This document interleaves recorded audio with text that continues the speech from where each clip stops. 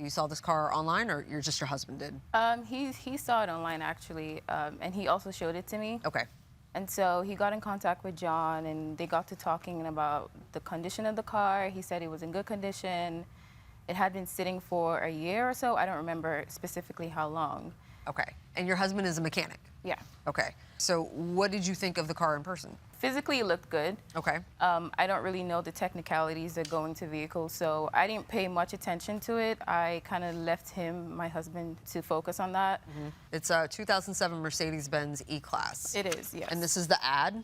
This is Exhibit A. Correct. Of your evidence. It's a Yes. nice-looking car.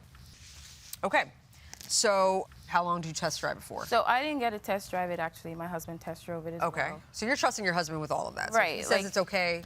Exactly. Okay. So he test drove the car. He came back, and he had mentioned, you know, like there was a problem with the control arms, like John had disclosed. So what the defendant disclosed to you all, that the car had been sitting for a year, but the only issues were a faulty sunroof motor Right. and a bad control arm in the suspension. Those Yes. are the two issues. Exactly. Okay. And your husband ran a diagnostic on it? Okay. And what did it show? The sunroof problem showed up, and Okay. also a problem with the intake manifold. Okay.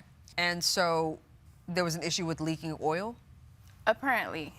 So whenever he looked at the engine, he spotted, he was like, I think it's leaking oil. And John says, no, it's not leaking oil. My dad was cleaning up or something, and he might have spilled oil. You know, I didn't know any better, so we kind of took his word for it. As is, I was under the impression that the car had only a bad control arm and also a bad sunroof motor. Okay. Mr. Ogannes, you were selling this Mercedes, and you said it was sitting for a year.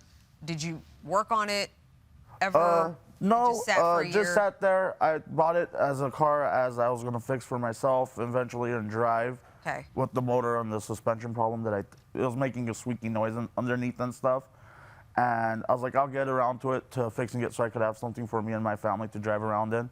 So those are the only two issues that you were aware of prior to it sitting for a year, or did you test drive it after, or did you check it out? After sitting down, when I started it to move it back and forth, I noticed that from sitting, the rubbers of the suspensions were kind of making noises and stuff. Okay. Which I let her know about it. I noticed when I was trying to use the sunroof, it was making a clicking noise, which I told them about, that I have ordered parts, I just never got it. I haven't received them to install. So you had made the deal that if they purchased the car and you received these parts, that you would give the parts to them in order to fix, or did you offer to fix it?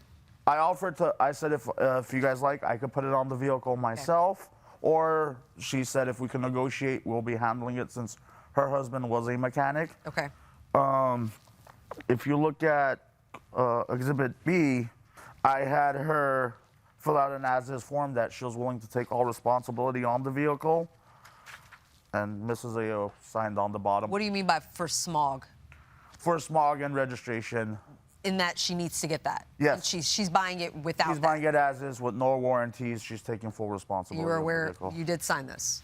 I did sign it, but I had no idea that he was legally responsible for giving me a Smog certificate at the time of purchase. So $4,000 was Yes. the price Yes. tag on the car. Okay, so you're not driving the Mercedes, your husband is.